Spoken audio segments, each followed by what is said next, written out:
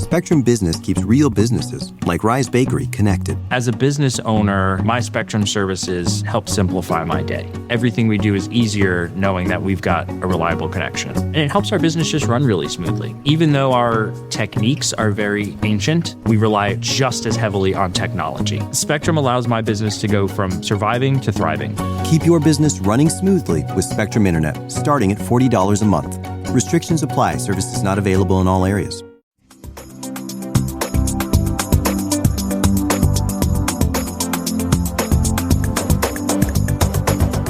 So hi, everyone. Welcome to another episode of Unpacking Possibility.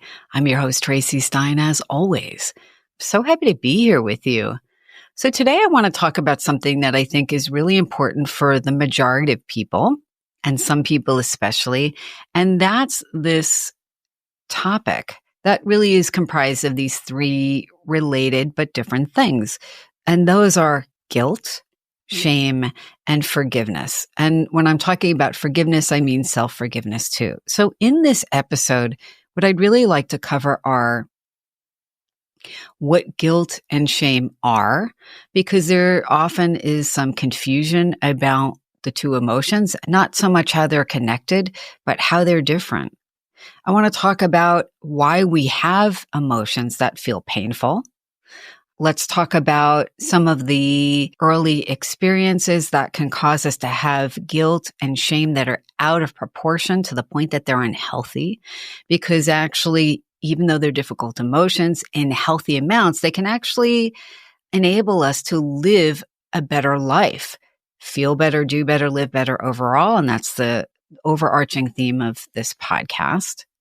And we'll talk about what forgiveness really means, why it's important, how it can set us free, and some things we can do to start going down a path of forgiveness. So, without further ado, let's get into the episode. So, there's been a lot out there in the media over the last several years and in general about emotions like shame in particular and guilt. They are often terms that are used interchangeably. They're not the same thing. So let's go over what they are. Shame is you do something or somebody finds out something about you or something is exposed in some way or you feel exposed and you worry about other people thinking less of you. It can also mean that your own kind of inner panel of judges becomes more critical, right? But there's a feeling that people will know something or experience something about us or think something of us that makes us feel terrible in some way. We can have shame about something we did that we wish we didn't do or we wish we did differently. We can have shame about something we didn't do that we feel we should have. But it's really, shame has a lot to do with our idea of how we would be perceived by other people. Now, just so you know, we can also have shame about what we imagine is some sort of deficit or deficiency about us. I'm going to talk about a few quick things that we could talk about shame for multiple episodes, but we can feel shame about our appearance, right? Feeling like we don't measure up, or someone sees us and has a negative perception about us, especially if we think we normally look good. And, now we're maybe, I'm going to use an example, walking the dog without having showered yet. And maybe somebody's used to seeing you where you're dressed for work and you look fairly pulled together. And we think, now they're going to think that's who I actually am. And they're going to think negatively of me. So that's like a normal everyday situation that can make us feel a sense of self-consciousness, embarrassment, being lesser, being thought of as lesser. Shame kind of encompasses all of that. But what I'm talking about today really is shame about things we did that we shouldn't have done, or that we did in a way that we should have done differently, or things we didn't do that we should have. Right? There are other things that trigger shame, but I'm going to leave those for another episode. So that's shame. But again, it requires either our idea of other people and what they would think if it were known that we failed in some way or did something wrong. Guilt is our feeling about what we did that maybe was wrong or wasn't a good idea or that we didn't do well and we know we could have and should have. Or maybe it's something we did not do that we feel we should have. And maybe it led to an outcome that we feel would have been prevented if we had done something differently. So there are the everyday things in our lives that generate some degree of guilt. So you promise you're going to do something for somebody. And then whether you forget or just avoid and don't do it, and it makes them feel bad or causes hardship for them, and you know it wasn't a great thing to do, you take responsibility, at least internally, and you're like, oh, I feel so bad. It could even be that you forgot, I meant to pick up so-and-so's kid at school because I said I would, and then I didn't, and I got a call from the school and I was half an hour late. Whatever. That's not the worst thing in the world, but it's like an everyday example. Or you are having a bad day and your kid asks you the same question for the 10th time and you snap and you get annoyed and you let them know. And then they feel bad and then you feel bad. That's guilt, right? You did something and you're like, God, I wish I didn't do that, even whether you had reasons or not. You can feel guilty about something that you did that maybe you didn't intend to hurt somebody else's feelings, but it did. And now you know, and you feel bad about it. That's actually important. Guilt and shame are both emotions we feel for important evolutionary reasons.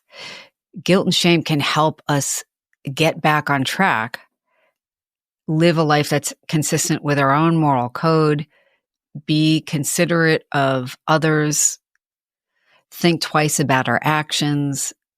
If we make a mistake or act out in a way that later we decide was not the right thing, we can go forward and do better because those negative feelings let us know something needs to shift. Those are healthy expressions and experiences of guilt and shame. Those are healthy reasons to have them.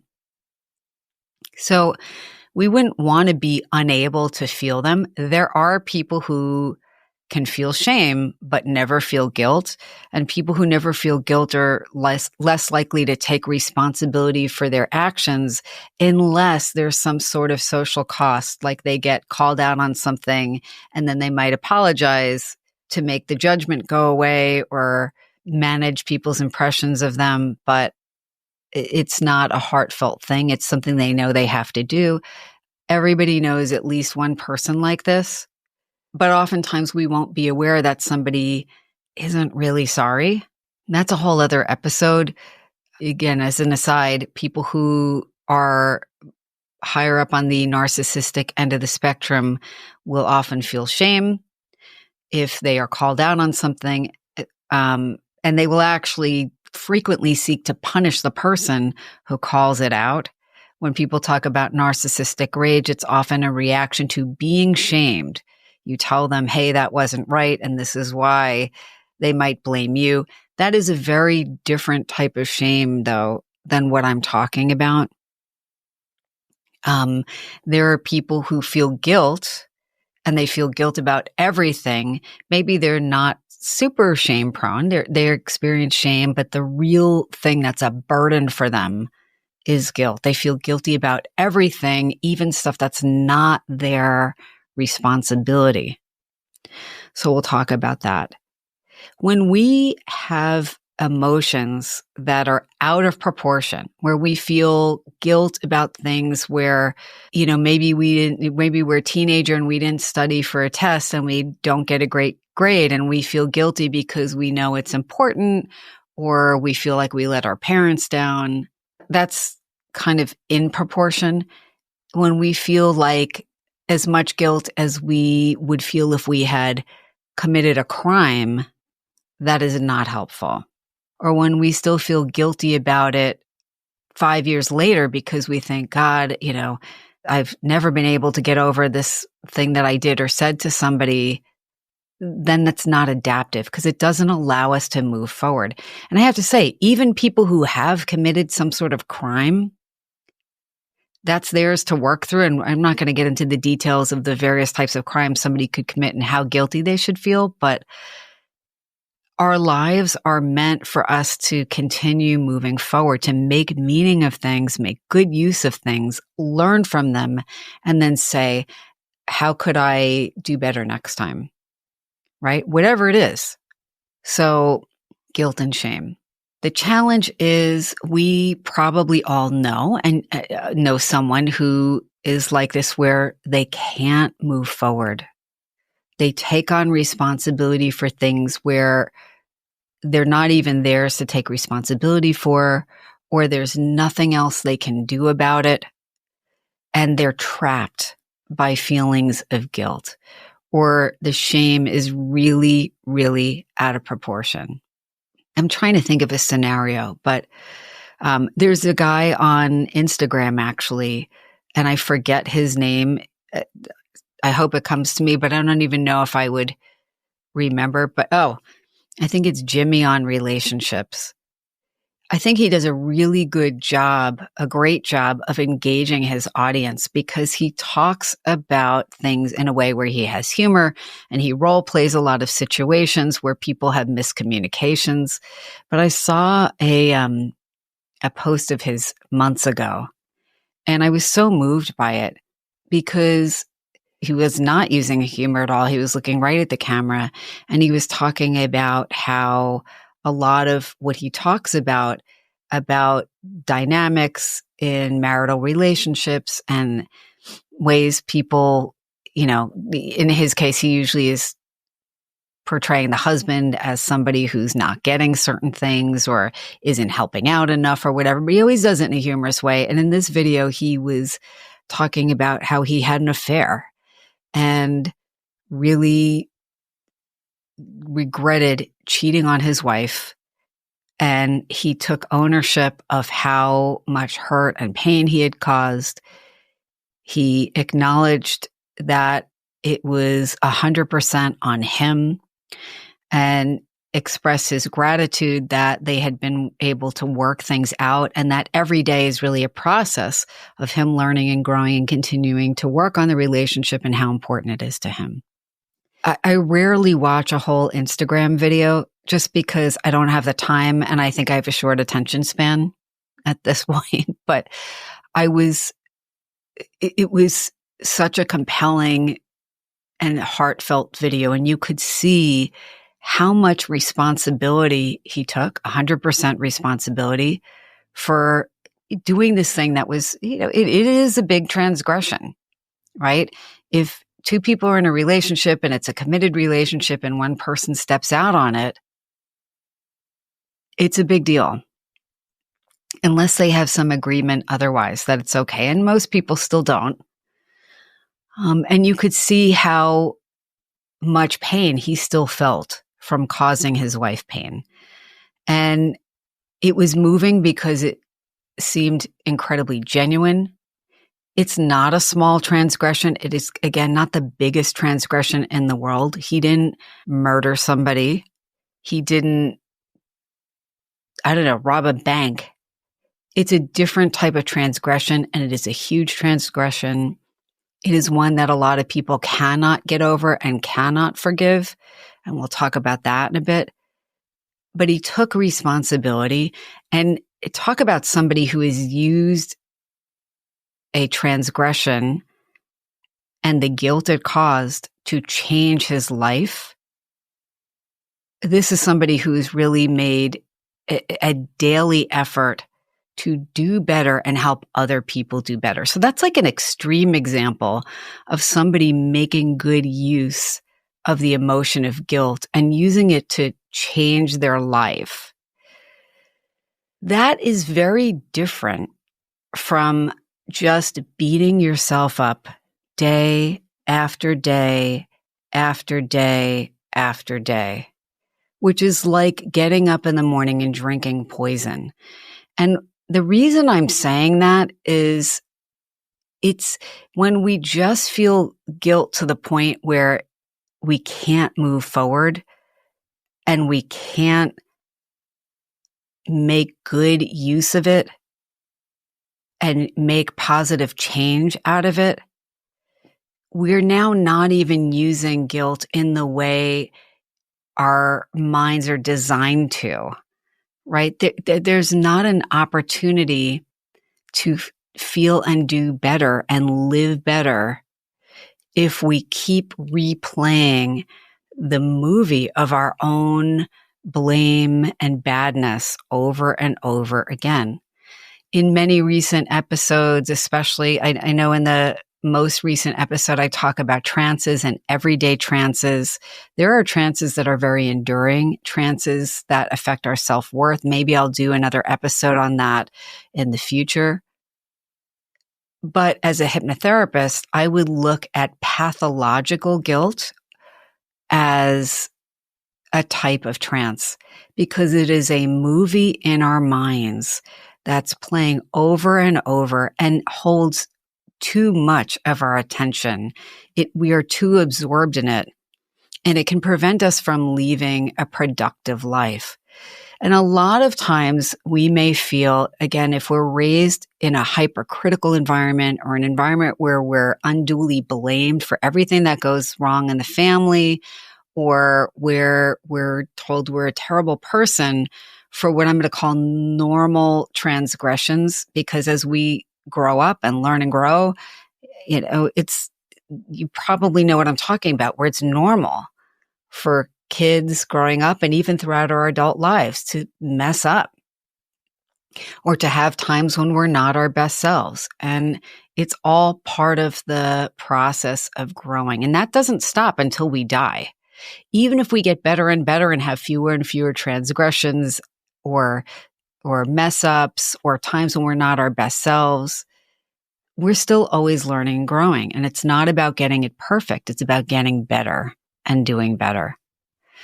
So pathological guilt, though, gets in the way of that because it just floods our body with stress hormones. It literally takes a toll on our health. There is research showing that negative emotional states affect our self-esteem negatively. They affect our immunity, our immune function, because we're secreting all these stress hormones in overabundance. We can be more vulnerable to infections and bugs that are going around. It can actually get in the way of our relationships because remember, in order to be present for our lives and present in our relationships and deal with what's happening in the now and derive a normal amount of joy, which we're supposed to, believe it or not, we need to be present. And when the movie in our minds is more vivid than what is actually occurring in real time, we cannot function optimally in any other sphere. We're more likely to have a heart-related health problem if we are unable to forgive ourselves, if we're just bathed in guilt that is out of proportion and unnecessary. Now, there are reasons why we might beat ourselves up again and again. And as I've just mentioned, if you grow up in a hypercritical household, that makes it very hard to practice self-forgiveness. It makes it hard to put things in context. And by the way, it makes it hard to put other people's stuff in context too. We might also find ourselves trying to take on responsibility for other people's stuff that isn't even our responsibility, that we don't need to be feeling guilty about. And I'm going to go so far as to say, even if we mess up, we really can't take responsibility for other people's emotions and their process and their thoughts about something. We can take responsibility for what we do. We can acknowledge it. We can vow to do better. We can make efforts to do that. but everybody else is going to move through something in their own time and in their own way. We can't do the work for somebody else, and we can't get in their minds and make that shift. We can only do what we can do with our own behavior and decisions going forward. But if we're raised to feel like we're responsible for everybody and everything at every point in time, there's no way for us to feel better until we make an inner shift. And we may wind up feeling shame about our own badness that isn't deserved or isn't warranted. And again, it doesn't make us better people. Sometimes there is the belief, and it might not even be fully conscious, that we are a more moral person if we make sure to be especially guilty and feel overly responsible for something and beat ourselves up or worry about what everybody else thinks to the point that it's destructive. I don't mean not caring at all. I mean, that's not the only other option. But where we just feel like, we have to march through the streets beating ourselves up, like in biblical times. Not necessary to be a good person. But if you were raised to feel like you can never give yourself a break, or you'll, somehow be running amok, totally out of control, well, you're going to have a little more or a lot more work to do on that. And that's when you probably want to consider reaching out to a mental health professional near you, because it's really important. Our own attitudes towards ourselves and our own behaviors and how healthfully or not we sit with guilt and shame and how we metabolize them and how we move forward and how in proportion our emotional reactions are to the actual offenses. That actually is important even for your own children, right? Because regardless of what anybody says, our own kids will learn from us how to react to things, what a moral code is and what their moral code is. And so getting healthier around your own stuff and your relationship to guilt and shame is really important. And it's never too late. We can feel guilty about things that honestly, there is no way that we're responsible for. And I'm going to give you an extreme example. I'm thinking of somebody, I don't want to say who it is, but who lost a child to illness. And I know more than one person who's had that experience. It's almost impossible for people not to feel some sort of self-blame when their kid has a serious illness, and especially if their kid does not recover from that illness, if their kid passes away or becomes significantly disabled and so forth because of that illness. People can look at everything they ate during pregnancy, every over-the-counter medicine they might have taken for something. They can beat themselves up looking for why didn't they notice something sooner. I've seen people be guilt-ridden about things where there was no way, and they know consciously there was nothing they could have done. Maybe there is a genetic issue that they were unaware of that led to their child becoming ill.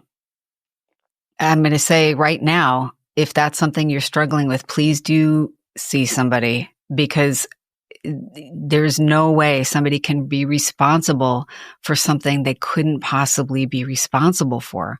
But that is something that if you are guilt prone, especially, but even if not normally, you can carry around guilt that again, just is like carrying around a bottle of poison and committing to drinking from it every day.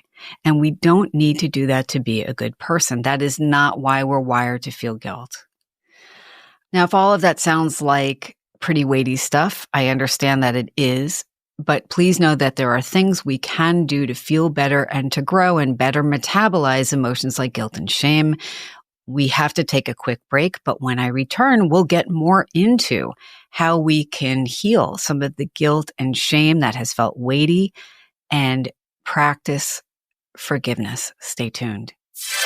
Real businesses like Malibu Apothecary rely on Spectrum to keep them connected. We're a fragrance company, but we also have a lot of technology that we use. Spectrum is really the backbone of any of the business we do here. Having a reliable, fast internet service that can fit my budget is really great. I traded a 9 to 5 for a 5 to 9. It's a lot of work, but I love it. Spectrum Business Internet starts at $40 a month when bundled. Learn more at spectrum.com/business. Restrictions apply. Services not available in all areas.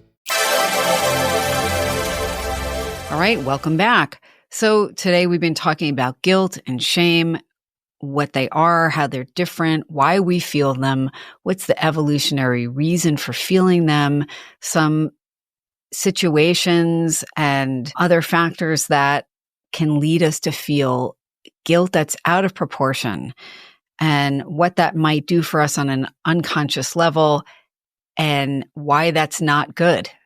Why we don't need to feel undue guilt and shame to be good people, even though for a segment of the population, that's a real problematic issue.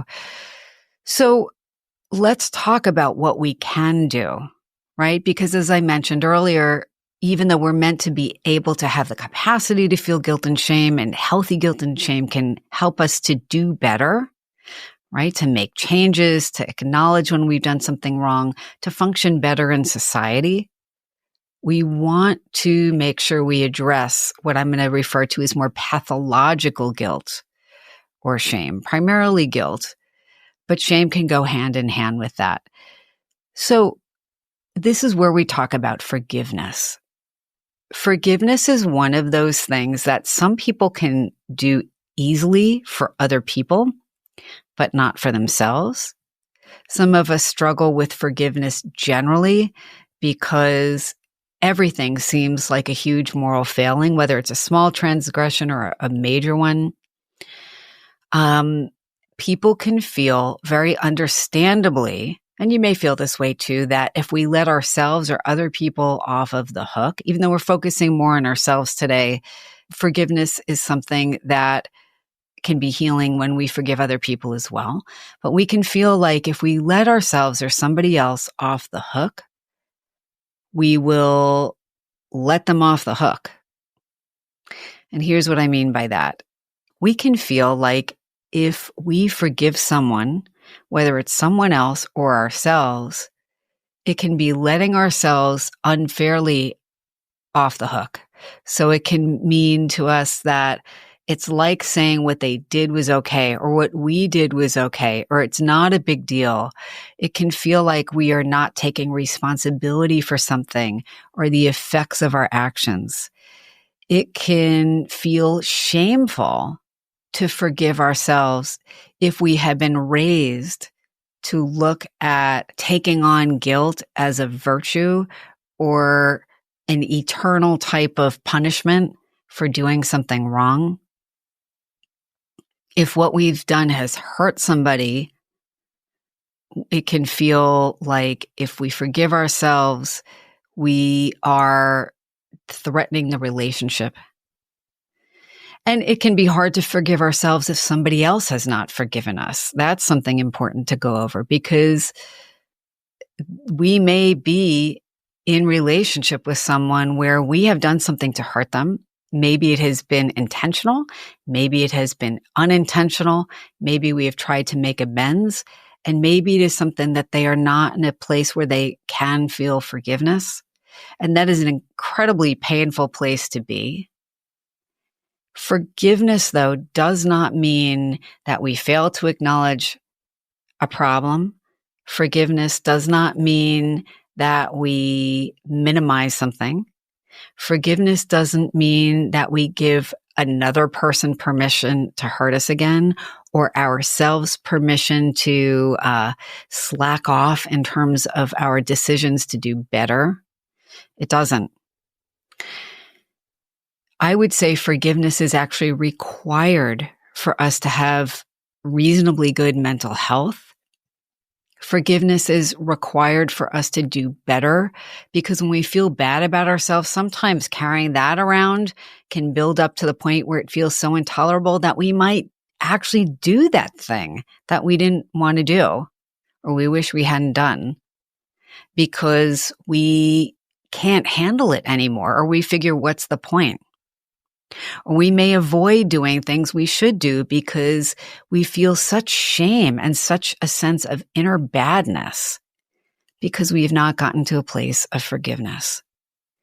Forgiveness does not require that everybody else forgive the offending party, whether that's you and your decision to forgive yourself, or whether it's your decision to forgive somebody else. Forgiveness does not mean that whatever happened was okay or minimized. But what forgiveness does is it can tell our nervous system that it doesn't need to keep attacking itself. Because again, remember when I said earlier that pathological guilt and shame, it's like drinking a bottle of poison every day. It's actually true. So again, you're secreting stress hormones in response to your feeling bad about something you did. Well, if you're doing that every day for the rest of your life, or if you are drinking a gallon of that poison, even though what you did maybe is a small thing, there's no way that's good for you. It's not a sign of being virtuous. It's not even necessarily guaranteed to keep you on the quote straight and narrow path, as they say, of being virtuous.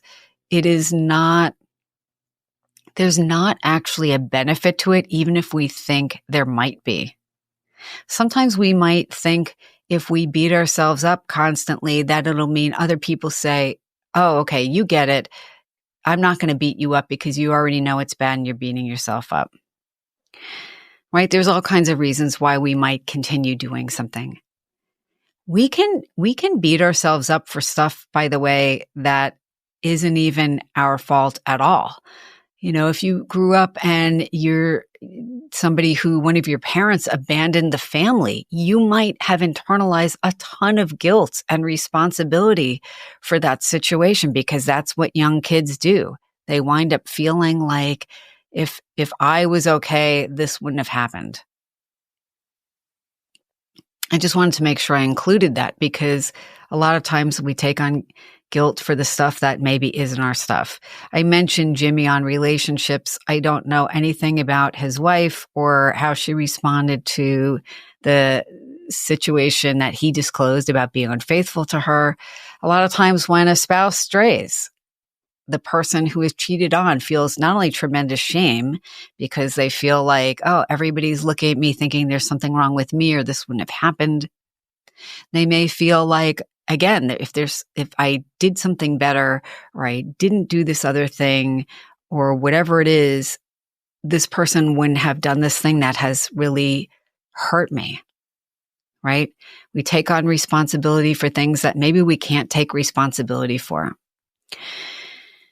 So self-forgiveness allows us to stop drinking from that bottle of poison because we can't move forward in a healthy way otherwise. Once we do that, once we embark on putting things in perspective and saying, okay, given all this, and I've taken ownership, what do I want to do differently? And self-forgiveness lightens the emotional burden, the emotional load enough to actually move forward and do something different. It allows us to be in the present and not define ourselves or our lives by the things we didn't want to do, or we wished we didn't do, or the things we wish we did do, or the things we had someone else do to us and we need to find a reason for it. We don't have to define our lives by that. A lot of times people who are really guilt prone define our lives by the negative stuff. And there's a whole bunch of good stuff that gets ignored. And that's not accurate. I was speaking earlier about trance and trance states and the movies in our minds that get created that aren't even necessarily accurate. Well, that's a good example, right? Because if we neglect the good things we've done or the intentions we've had that were positive or the growth that we've made, once we ignore that, we're living in a movie that's not even real. And who wants to live their lives that way, right? So it can be incredibly freeing and enable us to deal with the reality that actually is in the now and make better choices going forward, right? Forgiveness can help alleviate feelings of depression. Forgiveness can reduce anxiety. Forgiveness and self-forgiveness can help us to improve our self-esteem and remember we have inherent worth. There are no bonus points for beating ourselves up endlessly. Self-forgiveness can enable us to not only have better connections with the people already in our lives, but to create other healthier relationships going forward. Self-forgiveness can enable us to be more forgiving of other people and not feel like we have to beat them up endlessly when they get it wrong. So let's just say you're struggling with the idea of forgiveness and self-forgiveness. So here are some practices that can help us get there. And honestly, it's really worth it. I would not take up your time and mind doing this episode if there weren't a point to learning how to put guilt and shame in perspective and learning how to heal ourselves enough to make meaning out of the now and the days that follow. Because, life is so precious. Not everybody is afforded an equal amount of time to learn and grow and do good things in the world. And so there's not a point to shackling ourselves with stuff that just holds us back and weighs us down. So one thing, if you're struggling with guilt that's out of proportion, pathological guilt or shame, or taking on everybody else's stuff as your own stuff, is honestly find a good mental health professional near you. I can't state the value of this enough. Sometimes having a well-trained ear and person who is there to help support your growth can be invaluable.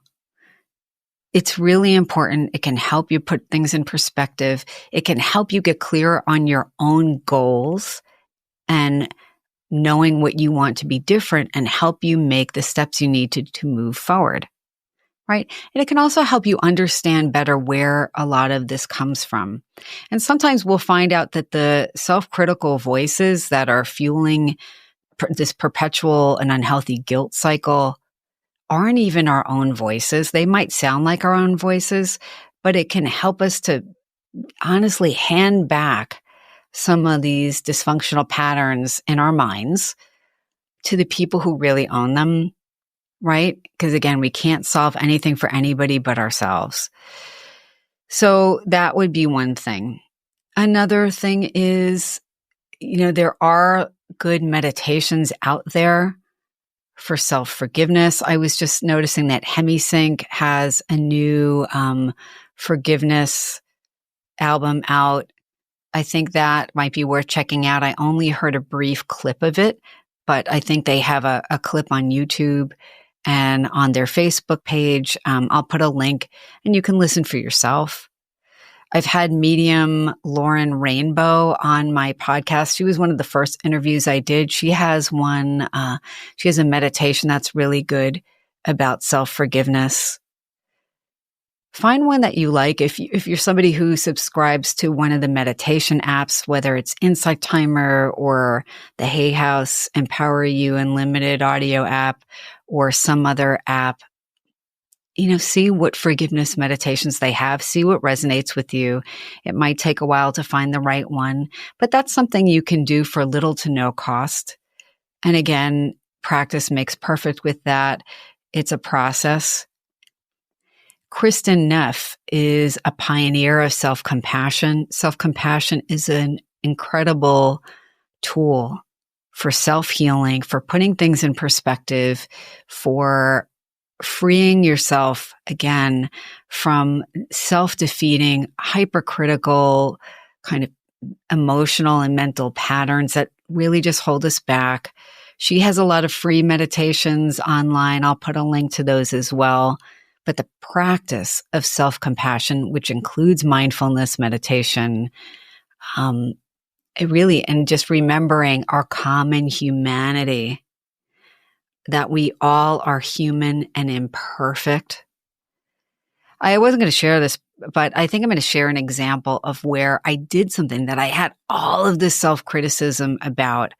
And it was important for me to learn from it, but put it in perspective. So most of us have somebody in our lives, if not more than one person, where we have a hard time getting along with them, or it's not resonant, or it's just a fraught or a challenged relationship for whatever reason. And, I'm a human being like everybody else. So early on, I really wanted to have a good relationship with this person, but I don't. And without going into detail, right now we're at a point where we have what I would call a superficially fine relationship. It is kept to a minimum. That's more on my part. I try to be respectful and appropriate, but again, I keep it to a minimum because this isn't a relationship that I think could even be a healthy one for reasons, again, I don't want to get into here. But I remember years ago, many years ago, it might be 15 plus years ago, but family members were visiting, and I just figured it was obvious that this person can be tough, in my opinion, and not only in my opinion, but this person can be someone who has to say these thinly veiled kind of not nice things and then doesn't take responsibility for them, in my opinion. So I said to someone else who is connected to this person, like just an off the cuff comment about, they're actually being pretty good this weekend. But I kind of made a joke out of it. And this person looked very offended that I said that. I mean, that also kind of tells you a little bit about why it might be hard to have a relationship with someone, because there's really not room to have an honest conversation about it. But long story short, I just kind of tried to make a joke of it, like, in other words, like for them, they're doing pretty well. But it was clear that my expectations were not high for our relationship or the weekend or this person. And in all honesty, to this day, I still feel justified in having that feeling. But this other person was offended, and you could tell angry that I had made the comment. Like, in other words, like, how could you say something like that? Or how dare you? Anyway, I'm a person who does hold on to a lot of guilt about things that I do, even minor things. And I remember I just felt ashamed that I had said it. And literally that is the extent of what I said. And even at night in bed, I couldn't sleep because I just thought, why did I say that? It kind of just fell out of my mouth. And I kind of just always assumed this other person was aware that this other party I think of as a really difficult personality. And I have other thoughts, but the point is this. I had wished so strongly that I hadn't made that comment. I felt really uncomfortable that this person had a very strong negative reaction to what I said. And I just thought, why did I do that? Now, I didn't feel like I shouldn't have the feelings I have about the person. And to this day, I don't feel like we could have a relationship that didn't have very firm boundaries around it.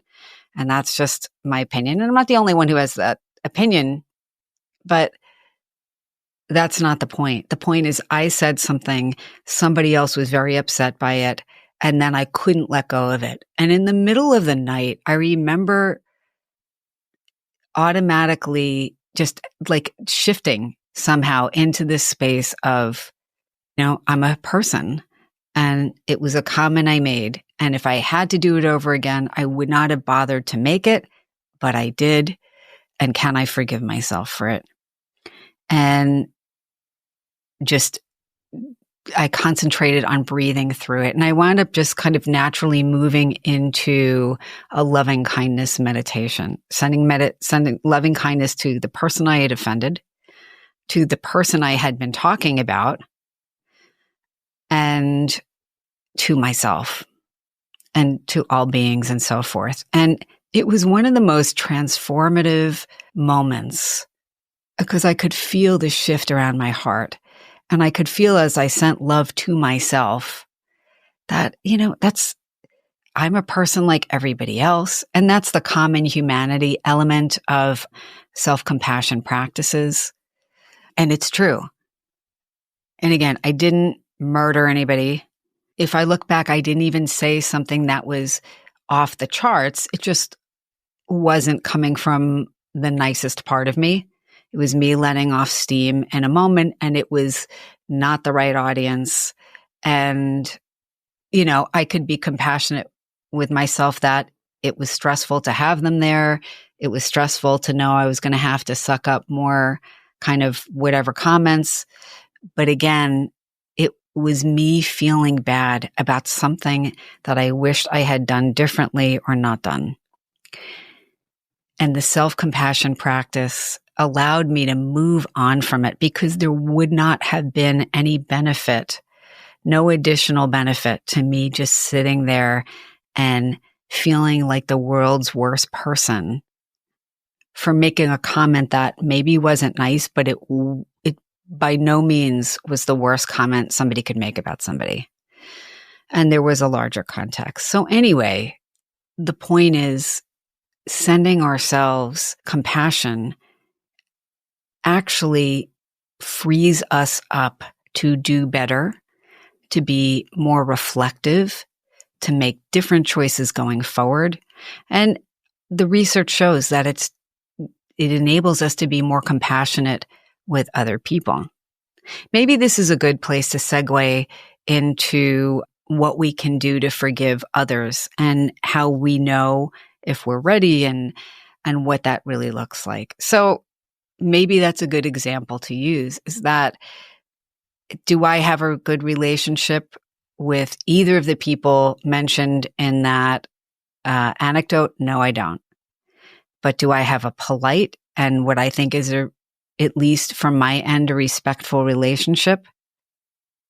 Yes. Do I feel like I have grown as a person? Absolutely. Can I forgive myself for the feelings and thoughts that I have?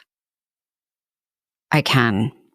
Can I forgive myself that the boundaries I have felt it's necessary to set make other people unhappy? I can, because I feel like I've looked at it again and again, and to me it seems like the only path forward, the only mutually respectful path forward. Now, can I forgive the other people in this scenario for having the thoughts and feelings and behavior patterns that they have that I think are not okay? In all honesty, I can. And I couldn't always, because I felt hurt too frequently by things that didn't make sense to me. Does that mean that the behaviors themselves feel okay? No, and it doesn't need to.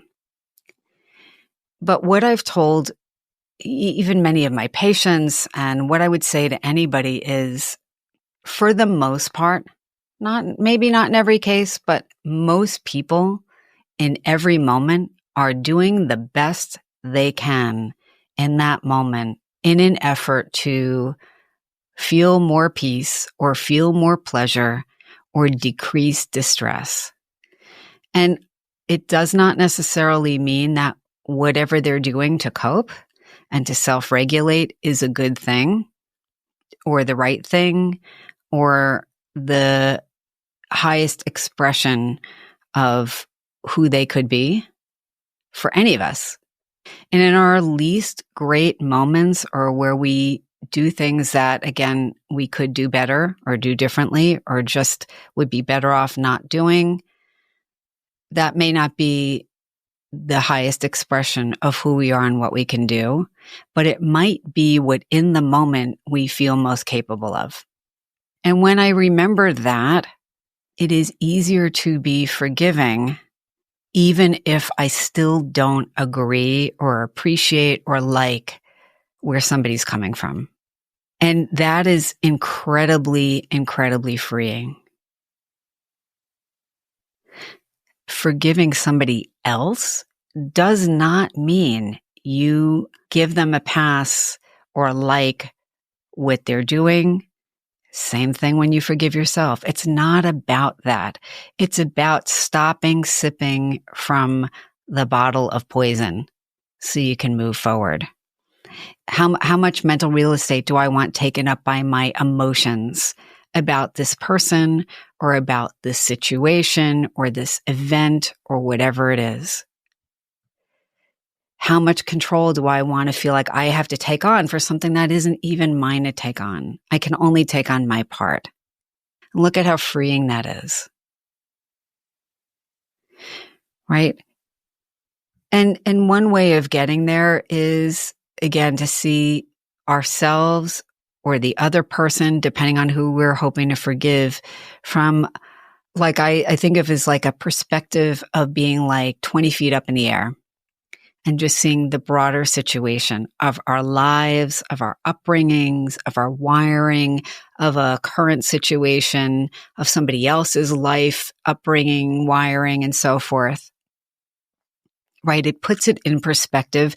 And even if it doesn't excuse something, it creates a context that creates greater understanding. And when we have that, we can let it go. And again, I don't mean like when people just say, just get over it, let it go. That is not at all what I'm talking about. You will know it when you feel like the sting is diminished, or you can feel some compassion, even again, if you don't want to engage or you want to do something different the next time around. But forgiveness is a process. It is not necessarily like something happens and you forgive someone and that's it.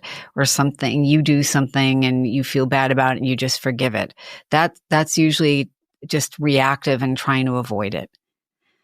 If you're a religious person or you have a spiritual philosophy, that can be extremely helpful in terms of being in a place where you can be compassionate and forgiving, again, of yourself or somebody else.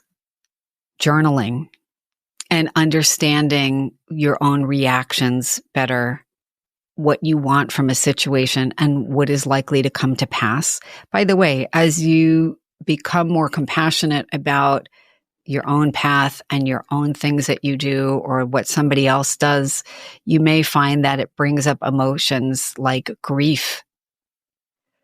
And that will be something to work through similarly. And again, if you need additional help with that, seeing a qualified mental health provider near you can be super helpful, or a spiritual counselor in your religious tradition and so forth.